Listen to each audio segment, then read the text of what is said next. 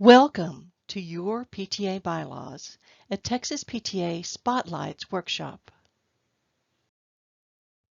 We are here to provide you with the information you need to know about your PTA bylaws.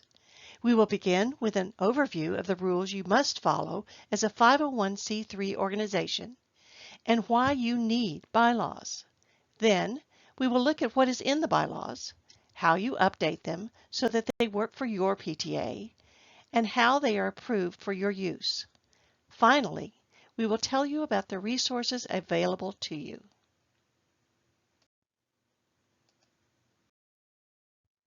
What laws and rules do you have to follow in your role as a PTA leader?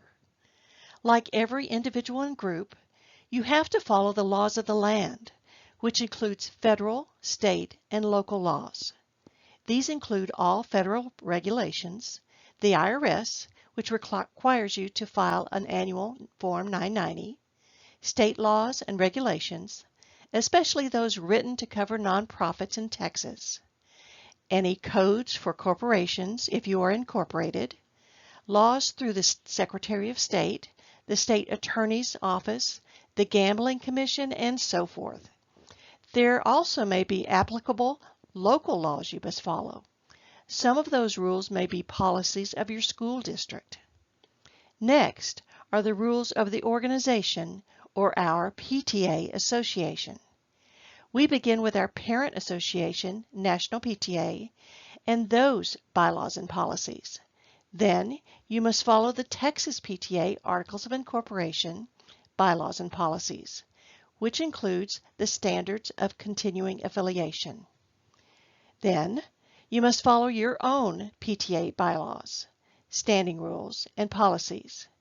For anything not already covered in that very long list, you refer to the adopted parliamentary authority, Robert's Rules of Order Newly Revised. Newly revised means the latest edition, which is the 12th edition. You may also have adopted motions, procedures, both written and unwritten, and when all else fails, yes, you can follow standard tradition of your PTA, the way you've always done it, as long as it doesn't conflict with everything else that preceded it on this long list. That list is the order in which you must follow these rules and laws. To simplify it in your mind, just think federal, then state, then local. That may sound like a lot to follow and understand, and it would be if you were not a PTA. That's a benefit of belonging to this association. National and Texas PTAs will help you with the federal and state requirements.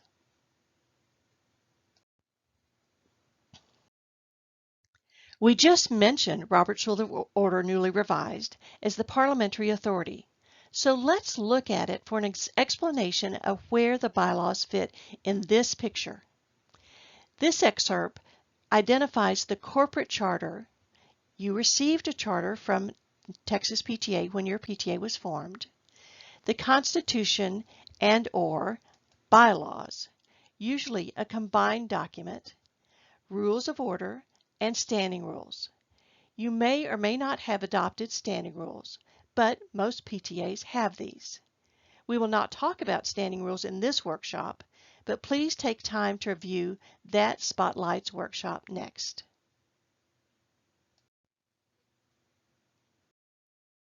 Going back to our question on the why of bylaws, focus on these words. The content of a society's bylaws has important bearing on the rights and duties of members within the organization, whether present or absent from the assembly. The bylaws are there to protect the rights and clarify the duties of the members and the individuals they elected to represent them. The rules are in place for all of the members, whether they are in attendance at a meeting or not. It is the members who approve the bylaws. It is their document. Let's take a moment and talk about the purpose of bylaws. The bylaws provide the connection between National PTA, Texas PTA, and the local and council PTAs. When you join at the local level, you also join at the state and national levels. The common wording of purposes, policies, and membership eligibility are the same in every set of bylaws across the nation. The structure of the association. The bylaws identify the officers, the executive board members, and the reporting processes. They delineate the authority of the executive board between meetings of the membership and of the members themselves. They identify the duties of each officer. The bylaws define the processes of how the association operates, the when and the how of the nominating process, the election process, the financial process, and the amendment process. In some cases, those processes are dictated by federal or state law. The bylaws provide continuity from meeting to meeting, ensuring that each member's rights are preserved. And finally, they provide consistency in the association, in its operations, and how each member is treated. The bylaws contain the basic rules that the members and leaders must follow. If a process, such as how the nominating committee is elected, is stated in the bylaws, then that's how it must be done. However, the bylaws provide the minimum amount of direction to achieve the necessary outcome without too much detail. For example, they state the months in which the membership meetings must occur, but do not name the actual date. Too much detail takes away the flexibility needed to operate effectively. The bylaws are formatted in a template, and that template contains required wording from national and Texas PTAs. That wording must be included verbatim. Other wording may be changed, but only by following the process for amendments stated in the bylaws and approved by the members. That process will be covered in more detail later in this workshop, but it requires giving notice to the members of what the proposed changes are and only adopting those changes with a 2/3 vote in the affirmative by the members present and voting. As stated earlier, the bylaws must be followed and cannot be suspended. Finally, the bylaws do include some basic parliamentary procedure, such as the types of votes required for passage of a motion or for election. The Texas PTA Board of Directors approves the bylaws templates for local and council PTAs and any amendments to those templates. Generally, amendments made by Texas PTA go into effect in late summer prior to the beginning of the new school year. The majority of the wording in the templates cannot be changed. Once approved by the Texas PTA Board, the wording goes into effect and does not require any approval by the members. Throughout the template are areas of the bylaws that can be individualized and customized, sometimes within a specified range of options. Let's look at the actual contents of the bylaws and see what those options are. The local PTA templates have 15 articles. Let's take a very quick look at what each article contains and what information you will need to complete the template. If you see an asterisk on the screen beside the name of the article, that indicates that that article contains one or more places where you will insert wording. Article 1, Name. You insert the name and location of your PTA or PTSA, as well as the IRS Employer Identification Number, or EIN, also known as the Federal Tax ID Number. You will also need your Texas PTA ID number, which you will get when you request a copy of your bylaws from Texas PTA. Article 2, Purposes. The PTA name is again inserted in this article, but the wording comes directly from National PTA. Article 3, Basic Principles, and Article 4, Basic Policies. This is the basic information common to all PTAs that cannot be changed. Article 5, Relationship with Texas PTA.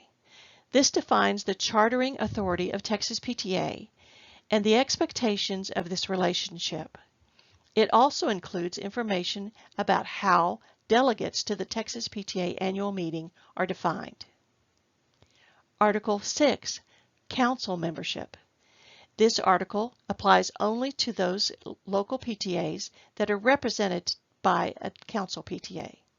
It includes delegate and dues information. Article 7, Membership and Dues. This states the membership eligibility, which is membership is open without discrimination to anyone who believes in and supports the mission and purposes of National PTA and Texas PTA. It also includes the membership year and other information. This is where you insert the local dues amount your members pay in addition to the national and state portions. Article 8, Membership Meetings. This article covers regular and special meetings of the members, specifically the when and who. Be aware that specific information has been added recently about virtual meetings and the recording of meetings. You will insert the months of the meetings, designate the months of the election and the annual meetings, and the number of members required to achieve quorum, which is not less than 10.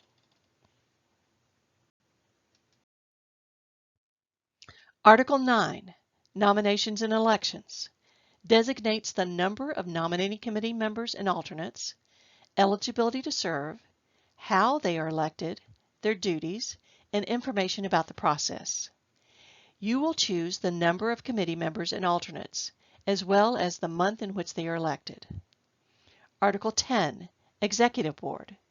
Here is where you will find the composition of the Executive Board, eligibility for adults and students to serve, term of office, filling of vacancies, and removal and resignation information. It also includes duties of the board as a whole, of the individual board members, as well as specific duties of the officers. There's quite a bit of alternate wording in this article that will either be retained or deleted based on whether you have a president-elect or are a member of a council PTA. You will need to indicate who, besides the officers and the principal, will serve on the executive board. Article 11, Executive Board Meetings. Here you will find information about regular and special meetings, both in person and virtual, quorum, emergency voting, and recording. Article 12, Committees. This article has most of the same information as the Executive Board article, except for committees, eligibility to serve, term of office, chair duties, and quorum. Article 13, Fiscal Accountability. This article provides basic information about the fiscal year, signers on the bank account, and financial reconciliation. You will choose your fiscal year from two options. Article 14, Parliamentary Authority. Robert's Rules of Order, newly revised, is identified as the PTA's parliamentary authority. And finally, Article 15, Amendment of Bylaws. This last article defines the process for amending the bylaws and adopting or amending the standing rules. Attached to every set of approved bylaws is the Standards of Continuing Affiliation document. It defines both active status and good standing status, as well as how compliance status is regained if lost. The bylaws state that all PTAs must submit their bylaws for review by Texas PTA every 3 years. The Standards of Continuing Affiliation also require this review and submission to maintain good standing status. So, when is it necessary to update your bylaws? When National PTA amends any language that is required to be included in all bylaws. For example, this occurred when National PTA revised its bylaws in 2016 and added a 6th purpose. Texas PTA will automatically incorporate any acquired wording from National PTA into its templates. When Texas PTA updates the bylaws template, if either of those two situations occur, the wording is incorporated automatically and does not require any approval from your members. When the customizable language in your bylaws doesn't really reflect your current practices. It could be that you are struggling to achieve quorum for a number of your meetings, or you are unable to fill the multiple vice president positions that are stated in your bylaws now. And finally, when changes are needed, such as an increase in the local dues amount.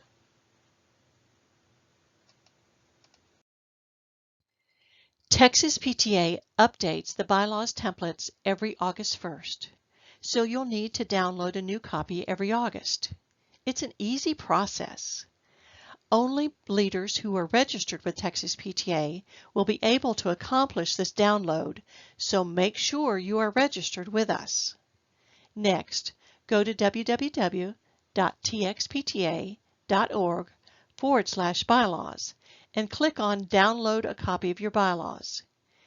You'll complete a simple form that asks for your school district, PTA name, and your name, birth month, and day.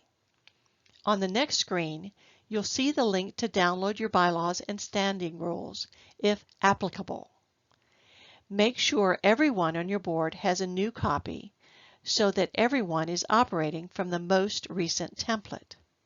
Please understand that this process does not take the place of the review that is required every 3 years.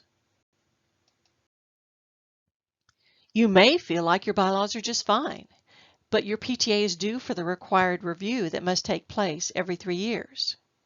So, your executive board should appoint a bylaws committee. Even if you don't believe any changes are necessary, it doesn't hurt to have another fresh set of eyes review them. Download a new copy of your bylaws using the simple process we just talked about on the previous slide. Use the bylaws snapshot worksheet that will be attached as a last page and go through the list of customizable language. Confirm that no changes are necessary. Then use the online form to submit your bylaws, checking the option No Changes, Update Only on the second page of the form. Upload a copy of your standing rules if you have adopted them and submit the form. You will receive an updated copy of your bylaws in the latest template with a new date stamp, and you will have restarted the clock on the required 3-year review period. For more information on updating your standing rules, please watch Spotlight's Your Standing Rules. If you feel you do need to make amendments to the bylaws, appoint a bylaws committee, download a new copy of your bylaws using the simple process we walked through earlier, use the bylaws snapshot worksheet that will be attached as the last page and go through the list of customizable language. Use this worksheet to note the changes to be proposed for approval. This is also where you will find some important information, such as your Texas PTA ID number and your IRS EIN. Propose the amendments to the Executive Board and obtain their approval. Be sure to give clear rationale as to why the changes are recommended. Remember, the Board may approve the proposed amendments as recommended, or they may amend them. After you have the final proposed amendments from the Executive Board, provide proper notice to the members. Present the proposed amendments to the members for their approval. Again, they have the option to amend the proposed changes.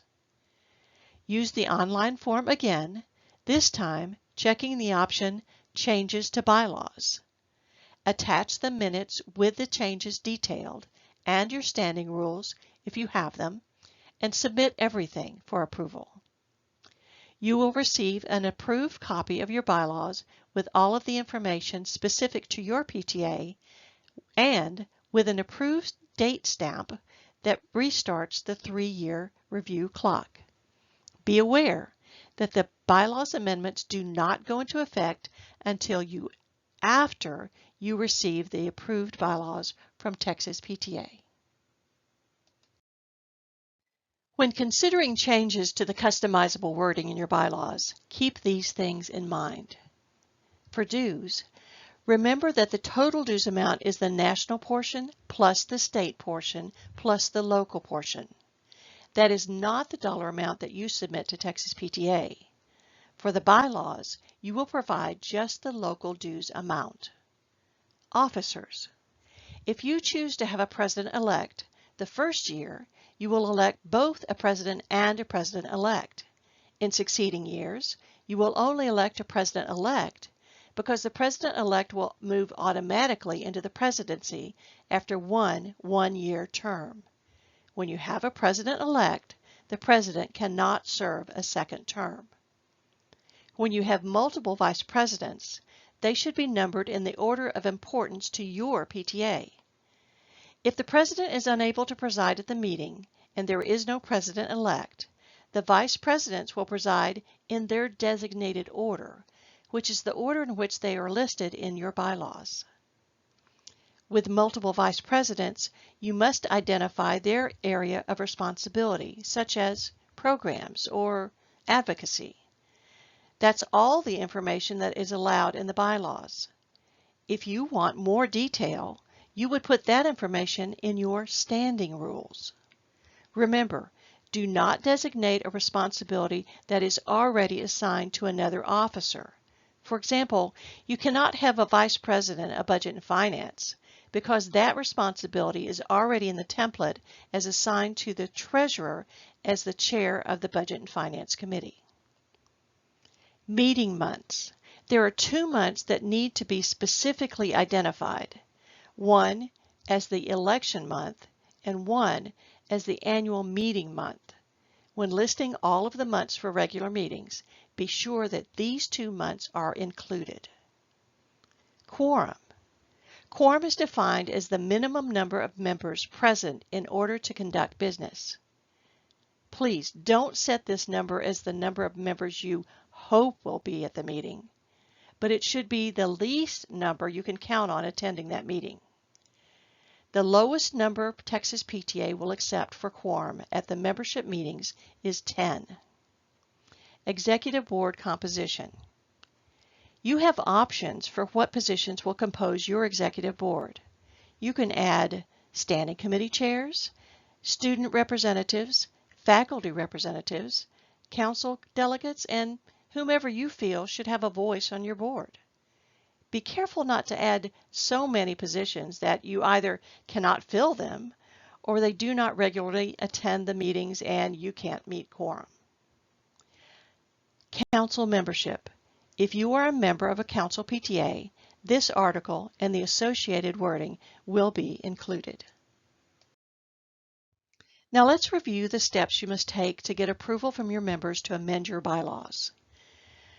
You need to provide notice at a meeting that occurs prior to the meeting where the approval will be requested, or provide the proposed amendments in writing at least 30 days prior to the meeting to approve. Notice must include the exact wording that is being proposed for approval. The recommendation is that for each proposed change, you provide the existing wording, the proposed wording, and the rationale or reason for the change. Quorum must be present at the meeting to approve. 2/3 of the members present and voting must vote in the affirmative to approve each change.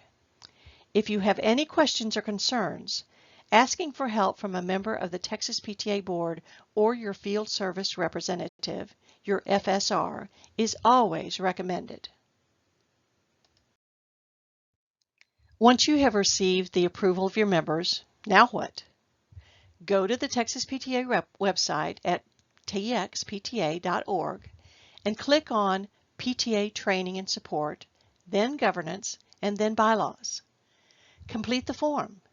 Be prepared to upload a copy of the approved minutes from the membership meeting at which the bylaws amendments were approved and a copy of your standing rules, if your PTA has them, both as Microsoft Word documents.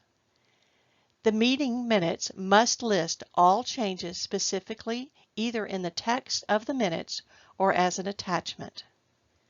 But why must you attach your standing rules?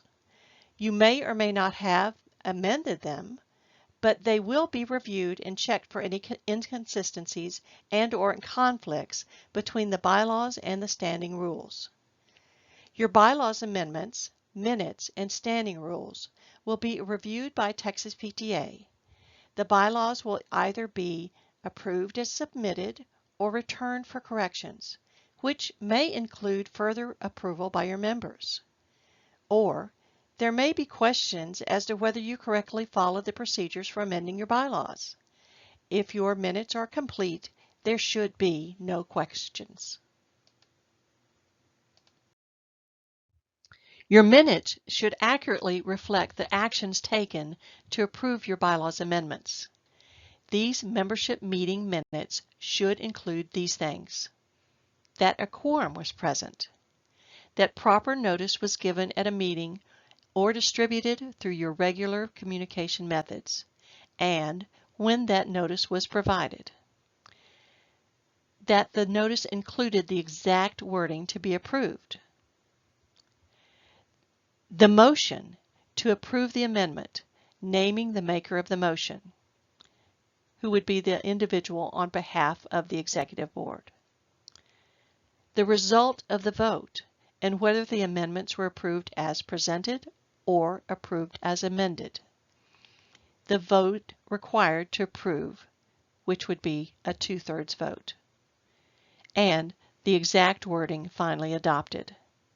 Make sure that your members understand that any amendments to the bylaws will not go into effect until after approved by Texas PTA.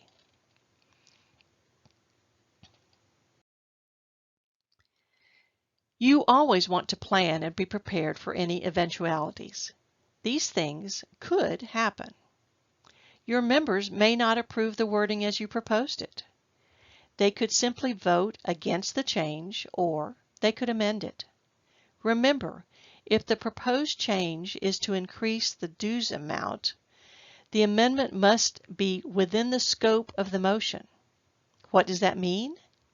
Suppose the current total dues amount is $10 and the proposed amount is $15. The amended amount may be between $10 and $15, but it cannot be lower or higher than those amounts. A member may move to send the motion back to committee. This would be a rare instance, but someone may feel that the rationale was not strong enough and may want more information before voting. This would be a motion to refer to committee, which would require a second, is debatable, and requires a majority vote to pass. You may not have a quorum at the meeting, which would mean that you cannot conduct any business. However, these are the things you can do without a quorum. You can adjourn the meeting and try again at the next meeting. You can recess, which means you would pause the meeting for a specified period of time and try to get the necessary number of members to come and be in attendance. And finally, you could fix the time to which to adjourn or set an adjourned meeting. The motion would be to adjourn to a specific time, like the same time next week, and continue the meeting on that date and time.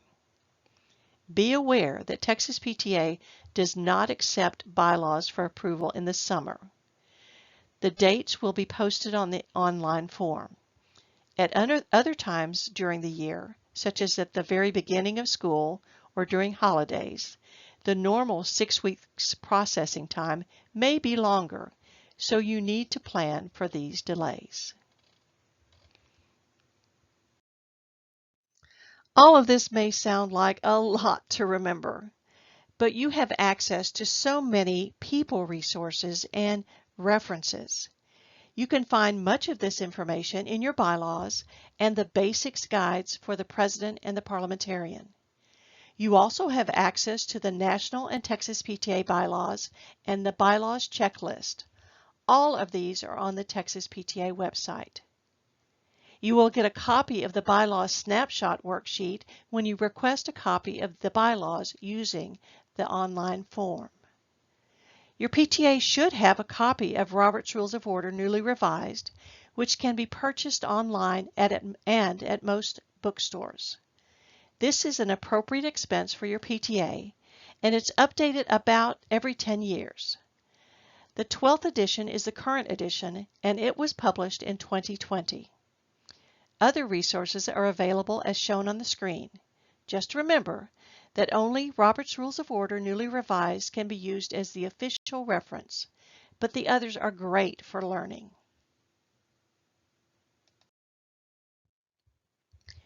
You always have the option to call Texas or National PTA offices or view their websites.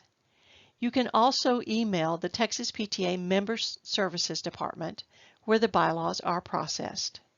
If you are a member of a council PTA, contact your council PTA president or parliamentarian for help. And, whether in a council or not, your Texas PTA Field Service representative is always available to assist you. If you don't know who that is, contact the Vice President for Field Service at vpfs@txpta.org. Thank you so much for watching this Spotlight's Your PTA Bylaws. If you have any questions, please reach out to your council PTA leaders, if you are in a council PTA, or your Texas PTA Field Service representative. Thank you.